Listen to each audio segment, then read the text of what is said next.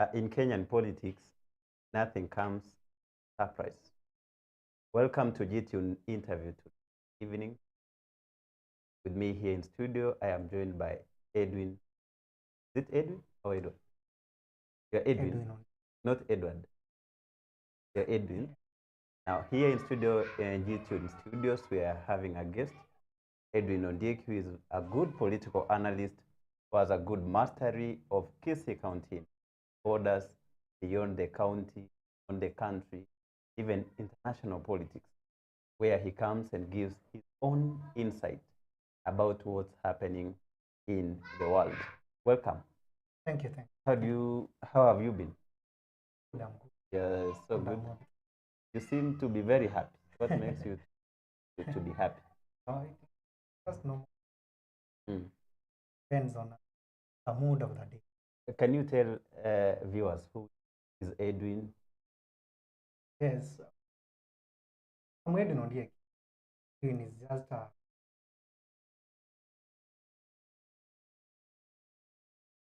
and from Harry constituency an award. In politics, I've been blogger, I've been director. So that's all about Edwin. You say that you be a blogger. What kind of blogging? You know, blogging, we have political blogging, business blogging, and religion blogging. But to this point, or about political blogging, you've done much about Governor SIMBA ARATI. You wrote articles about him, wrote articles about Senator Nunka. You've recently wrote an article about what's happening in Kisii County. And before we jump in, maybe to this discussion, what is the state of Kisii County politics? How do you rate between 1 to 10 the state of Kisii County politics? Is it having a welcoming environment for politicians, or what's the temperature of politics in Kisii County? Yes, we are in a time of all politics. Politics is just a time of the rate and the desire of are very high, depending on the national politics. So as much, we have a majority whip is county. So it comes from a different political affiliation, considering with Governor SIMBA comes from Azimio. I believe that the environment is quite isn't good at the moment, depending on the 2027 election. Now, yeah, we've seen Governor SIMBA ARATI of ODM and Silvana Sosoro of UD clashing before the elections, before 2020 elections, during the election hearing. Now, elections are done. We have leadership in place. Even after ARATI becoming the governor, Silvana Sosoro becoming the whip in assembly, you find out they are still clashing. SIMBA blames ARATI. SIMBA blames Osoro. And Silvana Sosoro, wherever he goes, he blames SIMBA ARATI. What could be this that's making the two to differ? Is it they differ in ideologies? They differ in whom they are serving? You know, Azimio, they have their point man, SIMBA ARATI in Kisii County. And we've seen it many times, Baba Raila Odinga, whenever he comes and have any function in Kisii County, he must say that kijana yangu SIMBA ARATI. And even we saw during the campaigns, say that, please vote for my son, SIMBA ARATI. And then we see the other principal, William Ruto, wherever he comes to Gusii region, he always says that my son, Silvana Sosoro, mtu mungwana. Kijana mtu mungwana. Ni nini nawachanganya hapa? Ni Silvana Sosoro anataka kumfurahisha William Ruto, ama ni SIMBA ARATI anataka kumfurahisha Raila Odinga? Kila mtu anataka ubabe. Anataka kuonyesha kiongozi wake mwenye mimi pia na exist kwa ground nafanya kazi. Niko na watu wenye napata naongea watu wana. But I believe governor appointment, but a deputy to the ODM. And being a leader, lazima afanye ile anatakikana kufanya kueneza ile chama yenye. Ukiangalia upande mwingine, Osoro pia ni chief. Lazima aonyeshe kwamba hii position alipatiwa anaiweza ama haiwezi. Lazima ateteke. Yeah, lazima ateteke. Lazima atafute unga pia. Hao watu kila mtu lazima atafute unga. So wherever they serve, lazima dionyeshe they exist. Who picks more than the other. Unajua hapo kwa unga umesema, nimekumbuka kitu fulani kwamba Silvanus Osoro wakati wa maandamano na wakati wa kupitisha finance bill alisema kwamba alikuwa na waonga waheshimiwa wa ODM ili wakienda kupiga kura ipatikane kwamba wengine hawako bungeni ama wengine waseme kwamba wao ni wagonjwa, lakini alikuwa ashawapiga kitu kidogo. Na hivi juzi jana actually au alipoenda akasema kwamba mimi kuna hela na waonga wabunge wakitaka kuenda nje wanapita ofisi yangu wananiachia kitu kidogo ndio wanatoka nje. So these statements by the chief whip of the government anaposema maneno kama haya, wewe kama political analyst unaweka these statements at which level? Are they building up UDA? Are they killing UDA? Are they branding the government as a corrupt government? Where do we get this discussion? I believe kuna mahali a level of politics anafanya. We have politics, we have the environment. Language unaweza tumia ukienda Kisumu, language tena huko kufanya mama. Kuna viongozi wezi, you cannot actually intimidate or mention anything against them. But ukiangalia Osoro a bit is overexcited. Is an excitement in excess. Ni kama kale kandama kamezaliwa kanapiga mateke. Ako honeymoon bad. Yeah, lazima na is overexcited because government machinery yenye napatiwa, government attention, and you know Osoro behaves, yani anataka kujionyesha yeye ako level is untouchable. Kumguza si 1+1. But I believe Osoro kuna mahali until corrupt.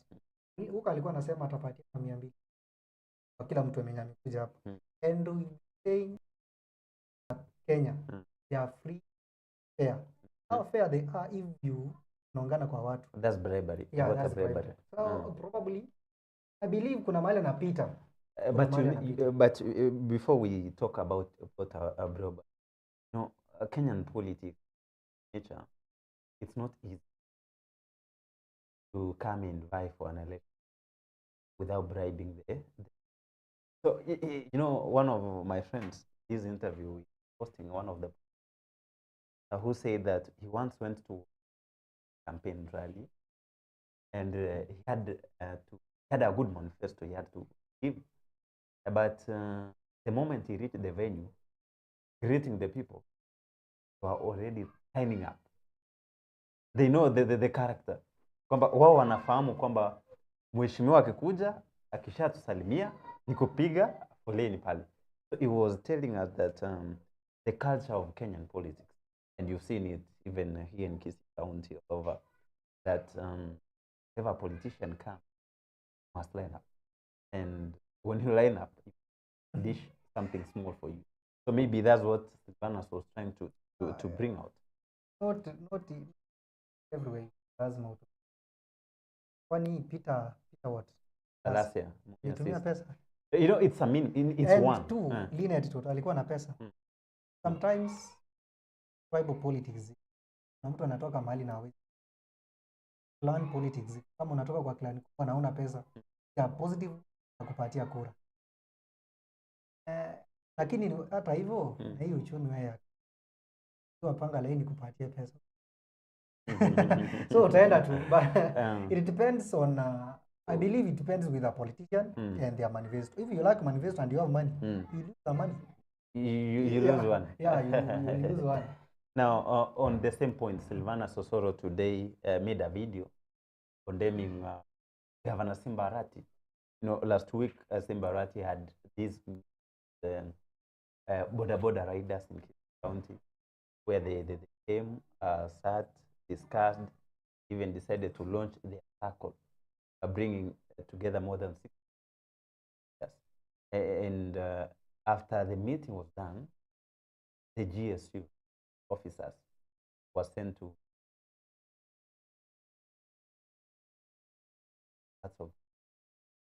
and Silvana Sosoro said that, Governor, they are not coming for you. They are coming for thieves, for those who are bringing insecurity in Kisii County. And today, now morning, when the governor was going to the office, this is all over that, met the office we operating from. Now, what do we say here? Are we building this narrative to mean that Silvana Sosoro knew or is aware of what the records, what the GS are doing, and specific coming governors day? What's your take? The political urbanism level where people use the military only. You're using heavy stuff. So kama you know, mimi my level, Sosoro ni MP, is an MP, representing the interest of his people. Oh, county biko na ARATI kama governor, Donya kama MP wa county of, and Onyonka kama senator, who is the monitoring desk. Yeye ndiye anafanya oversight ya huyu governor. Oversight huyu anafanya. So the senator does oversight, yeah, for the governor. Yeah. So Osoro whatever is doing actually anafanya kazi ya Onyonka. Yeah, zaidi kuangalia ni nini governor anafanya. Because ana jukumu la kuangalia governor amefanya. Whoever should Onyonka as a team, I know as a team actually launched the other day, team ya oversight ikiongozwa na Rogers kama chairman. I believe whoever should raise questions concerning leadership, governor Onyonka. Of course, ukiangalia actually, of course mimi napenda ARATI. ARATI hapendi corruption. Corruption nayo utakufa. Corruption nayo doesn't care. Is like Ruto. Ruto alisema mambo ni matatu. Sasa kwa governor mambo ni mbili. Kurudisha pesa uende nyumbani. But I believe governor alienda kufanya ya boda ni Branda actually imefanya hizi mikosi. Governor kama alikuwa na interest nzuri ya boda, angewa divided county borders and county borders. Sub county are the constituency based borders. Angewa divided wa county wapatie reflectors, our sub counties was, if it was indeed for the interest of these borders, angewaita wote kila mtu apate kama niyo jacket, kama kila mtu anaingia kwa hiyo sako aingie, and sanity. Actually sako ni kitu mzuri. Hapo ndio tutajua sanity. Umeibiwa. Ni nani alikuibia? Mwana boda fulani. Ako na namba, tunaenda tunaangalia huko, anafuata. Si kitu mbaya, but the implementation and execution. Yeah. Now you've talked about the issue about the real problem in the county. Leadership. So is it the boda leadership or the county leadership that it's dividing the? Let me say this. Honestly, the county government trying to infringe the life of the borders. Because ukiangalia wana boda wako na uongozi wao kando. Yeah, kutoka kwa ward, constituency. Even stage level. Yeah, hadi ufike kwa governor. So governor has picked quite a few from the county level. Amesahau kuna watu wanatoka ward level, kuna watu wanatoka sub county level. Yeah. Wakati wanafanya decisions, they make their own decisions concerning boda. They don't include wa sub county and the ward level. What does that mean? If governor wants this boda, of course what watamsupport. And you cannot force kila mtu akusupport. Pick those who are willing and work with them. Those who are not willing, wacha wafanye na huyo mtu mwingine. So you want to say divide? I'm not saying divide. Instead, angalia kama juzi wametoa hizo reflectors. Watu wamepigwa SUNEKA. Kama umevaa hiyo jacket, inawekwa kando na tandikwa, unaambiwa rudi. What about waambie watu nitataka kufungua hii sako. Kuleta watu experts, they advise. Meaning even the information and communication was poor. They never advised the public what about this.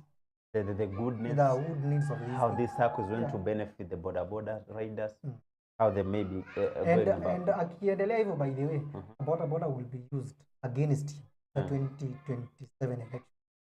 Look at the president. The president is eyeing on this position. Yai county government. Atataka hiyo kiti. Because ameona Simba ni mtu mkubwa kwa. I mean not mkubwa, but I mean akona controlling. And ni atampatia headache. Probably ataleta mtu wake. So the border elections, the presidents are going to be held? Probably, but may not. Depending on... So you want to tell me, or we want to tell us that the government has got the powers, come and plant their leader of choice?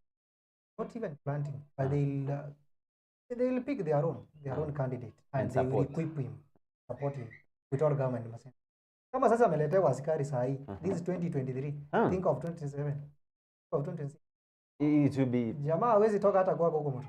So lazima aende pole pole. You know, yesterday, actually, he dared the GSU, the government, is the one saying, you know, that come during daytime. And you saw him today, you saw what happened, where they have been sent, and it's tension in county. People are worried. Why is it that the GSU officers went to offices of the government? Now, you talked about corruption and oversight. The big deal here is about pending bills.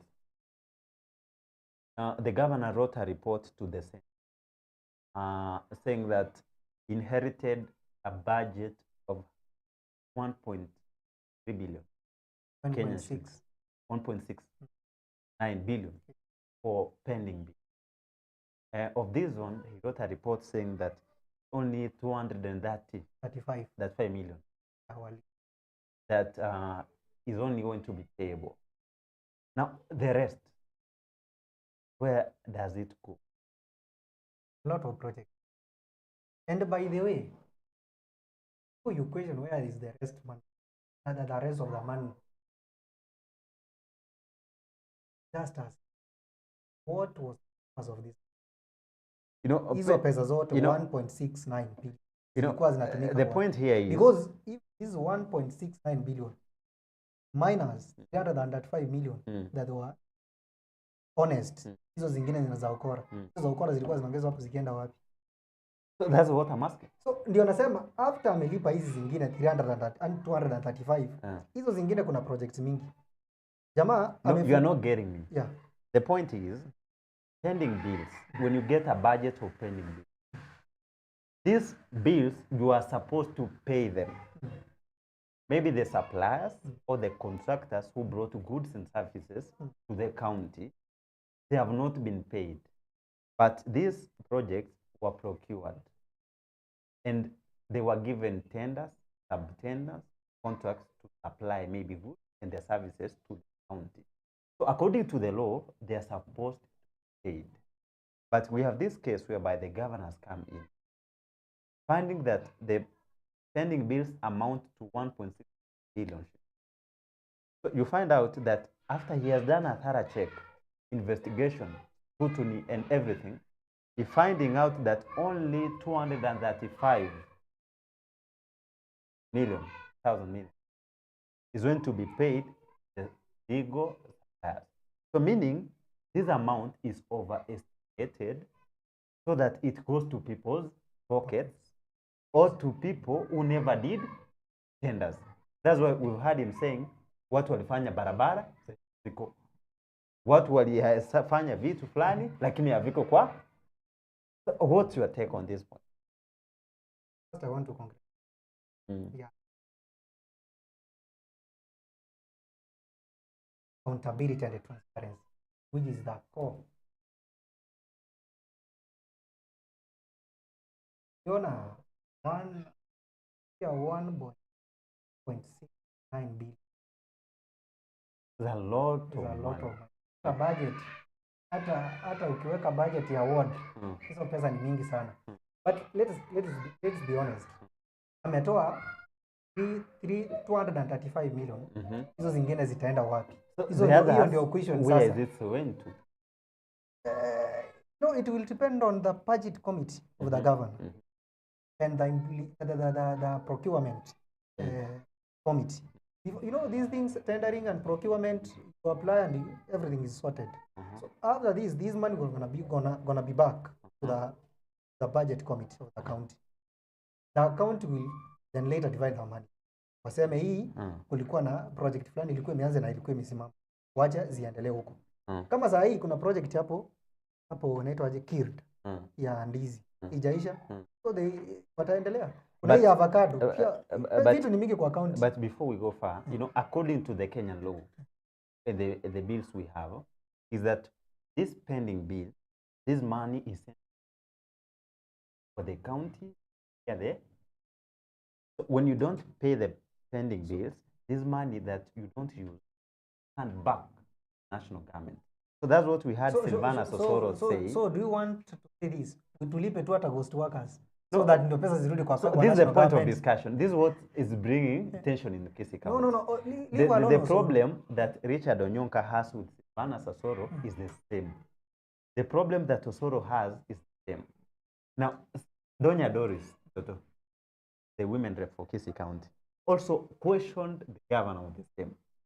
She told her that, Mr. Governor, in as much this money might not be, please just, now he questioned him now, where is this money going? So that's why I'm asking you, where is this money going? you know, SIMBA has done a good job.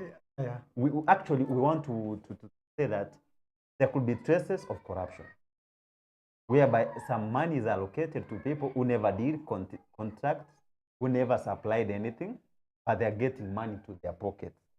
Taxpayers' money that Kenyans toil and suffer